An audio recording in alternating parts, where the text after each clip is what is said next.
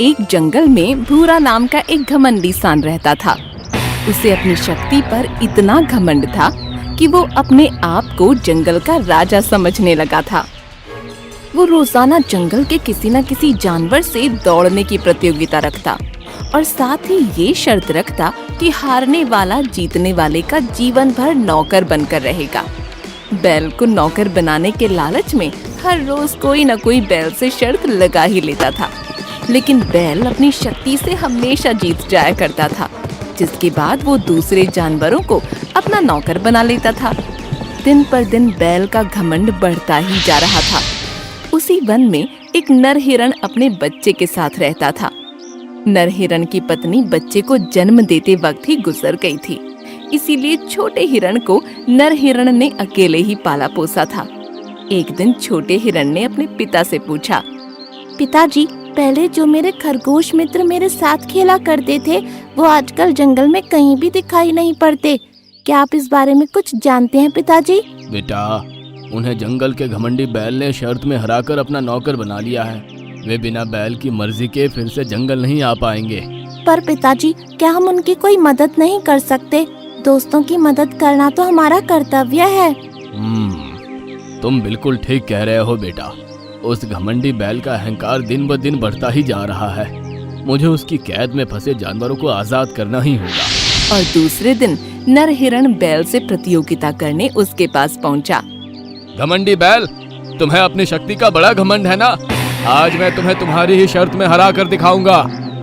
पर उससे पहले तुम्हें ये बात तो याद है ना कि यदि तुम मुझसे हार गए तो आजीवन मेरा नौकर बनकर रहना होगा।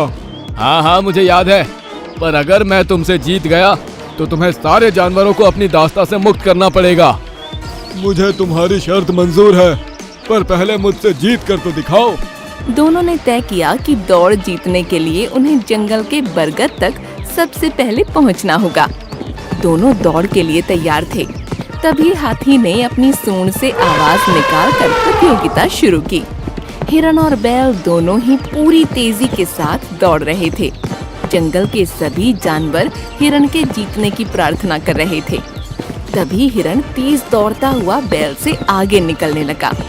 ये देखकर बैल को मालूम हो गया था कि वो अब हिरण को नहीं हरा पाएगा। गुस्सैल बैल ने अपने सींगों से हिरण पर वार कर दिया, जिससे हिरण वहीं घायल होकर गिर गया। बैल ने अपने सींग इतनी ताकत से हिरण को मारे थे कि हिरण पूरी तरह से लहूलुहान हो गया था।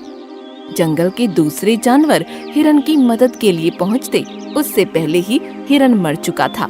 हिरण ने अपने प्राण जंगल के जानवरों को बचाने के लिए बलिदान कर दिए थे। छोटा हिरण अपने पिता की लाश से लिपट कर रो रहा था। उसे इतना दुखी देखकर सभी जानवरों की आंखों में आंसू आ गए। सभी को पता था कि बैल ने हिरण को मारा है, पर बैल का इतना खौफ था कि कोई भी जानवर बैल के खिलाफ कुछ भी करने की हिम्मत नहीं जुटा पा रहा था। और ऐसे ही कुछ दिनों तक जंगल में एकांत फैल गया। छोटा हिरण अब अकेला पड़ गया था। वो दिन भर अपने पिता की याद में रोया करता और अपने आप को ही पिता के मृत्यु का गुनहगार मानते हुए कोसता रहता। एक दिन चींटी छोटे हिरण को रोता देख उसके पास पहुंची। अब रोना बंद करो हिरण, अब तुम्हें साहस के साथ अपना जीवन जीना होगा, बिल्कुल तुम्हारे पिता की तरह। मुझे जीवन की अब कोई ख्वाहिश नहीं है। पिताजी की मृत्यु के बाद मैं पूरी तरह टूट चुका हूँ। मैं अब सिर्फ उस बैल से बदला लेना चाहता हूँ, चाहे मेरे प्राण ही क्यों न चले जाएं। नहीं, तुम्हारे पिताजी पहले ही हमारे लिए अपना बलिदान दे चुके हैं। अब तुम्हें हम कुछ नहीं होने देंगे। तुम्हारे बदले में उस बैल से बदला मैं लूंगी। पर तुम तो बहुत छोटी हो, बैल की शक्ति के आगे तुम कैसे टिक पाओगी? हर बार केवल शक्ति लगाना ही पर्याप्त नहीं होता, कभी कभी हमें सूझबूझ और अक्ल से भी काम लेना चाहिए। और दूसरे दिन चींटी बैल को चुनौती देने उसके पास पहुंच गई। बैल चींटी की बातें सुनकर हंसने लगा। इतने दिन बाद मुझे कोई चुनौती देने पहुंचा, और वो भी एक छोटी चींटी। लगता है तुम्हें पता नहीं, आसपास के 5 जंगलों में भी मुझसे तेज कोई नहीं दौड़ पाता है, और तुम्हें यूं ही हरा दूंगी। बैल चींटी का आत्मविश्वास देखकर सोच में पड़ गया और मन ही मन सोचने लगा कि अगर ये चींटी सचमुच मुझसे तेज हुई तो मैं इसे अपने पैरों से कुचल कर मार दूंगा। बैल दौड़ के लिए तैयार हो गया। आसपास खड़े सभी जानवर चींटी को आश्चर्य से देखने लगे। वो भगवान से यही उम्मीद कर रहे थे कि किसी तरह चींटी की जान बच जाए। चींटी पूरे आत्मविश्वास के साथ एक पत्ते पर खड़ी थी। सभी जानवरों के लिए ये बहुत अजीब था कि तभी हाथी ने अपनी सूंड उठाई और आवाज निकालकर दौड़ शुरू की। हाथी की फूंक के कारण पत्ती पर बैठी चींटी पत्ती के साथ बड़ी तेजी से हवा में उड़ गई और दौड़ के आखिरी छोर तक जा पहुंची। बैल को इसका अंदाजा भी नहीं था कि चींटी दौड़ जीत चुकी है। वो लगातार भाग रहा था और उसे ऐसा लग रहा था कि वो चींटी को पीछे छोड़ चुका है।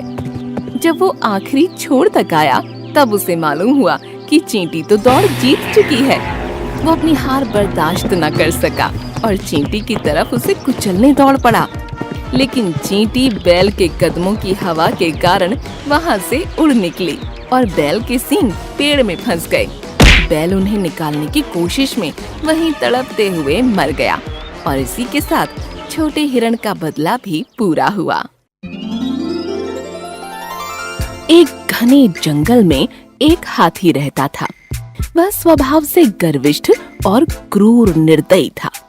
वह जंगल में घूमता, इधर उधर जाता और साथ में पेड़ और उसकी शाखाएं तोड़ डालता।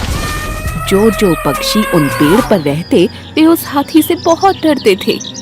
जब हाथी उन पेड़ों को उखाड़ कर फेंकता या शाखाओं को सूंड से तोड़ता तो उन शाखाओं पर रहने वाले पंछियों के घोंसले जमीन पर गिरकर टूट जाते।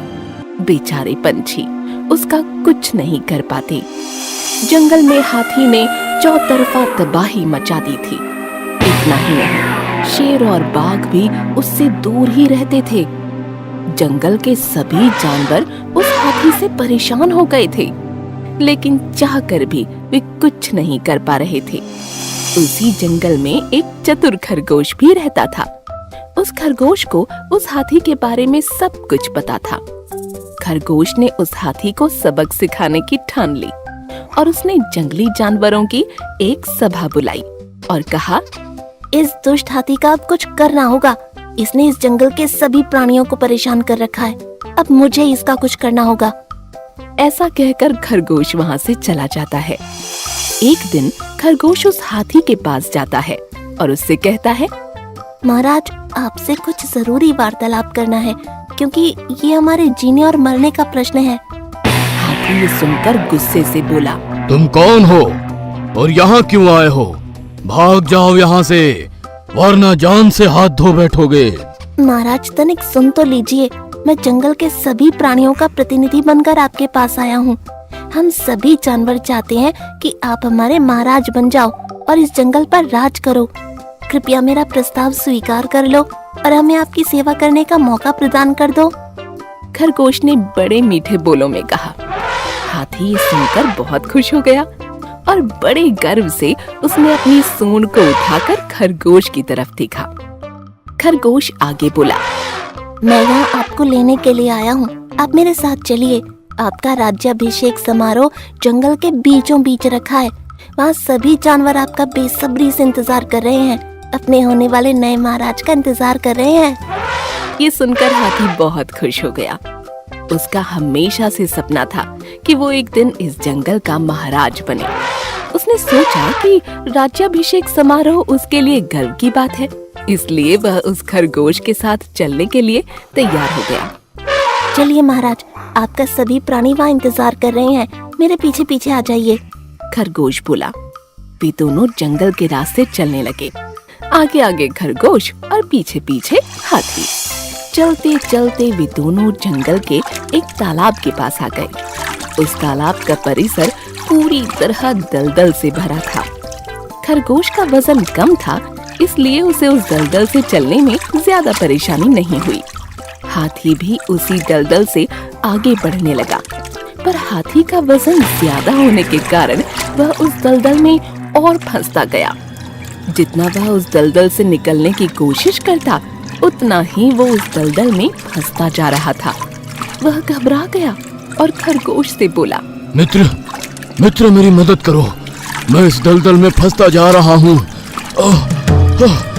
अब मेरे राज्य अभिषेक समारोह का क्या होगा? तुम्हारे सभी साथियों को यहाँ बुलाओ, मुझे इस दलदल से निकालने के लिए। मैं तुम्हारी कोई मदद नहीं कर सकता, तुम इसी लायक हो। तुम्हें कुछ पता भी है तुमने जंगल के प्राणियों के साथ कितना बुरा व्यवहार किया है? तुमने पेड़ की शाखाएं तोड़ी, उन शाखाओं पर छोटे छोटे पंछियों के घोंसले और अंडे थे जो तुम्हारी वजह से टूट गए। तुमने बेजुबान छोटे छोटे प्राणियों को अपने पैरों तले कुचल दिया, बड़ी बेरहमी से मार दिया। हम सब रो रहे थे, दया की भीख मांग रहे थे, पर तुमने कुछ भी तरस नहीं खाया और अब तुम तुम्हारी जान की भीख मांग रहे हो। मुझे तुम्हें ये बताते हुए खेद है कि तुम्हारा राज्याभिषेक नहीं हो सका, लेकिन तुम्हारा दाह संस्कार अवश्य होगा।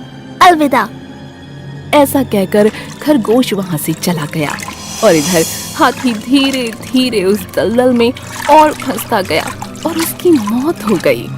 तो दोस्तों, इस कहानी से हमें ये पता चलता है कि अत्याचारी को भी अपनी कयामत भोगनी पड़ती है।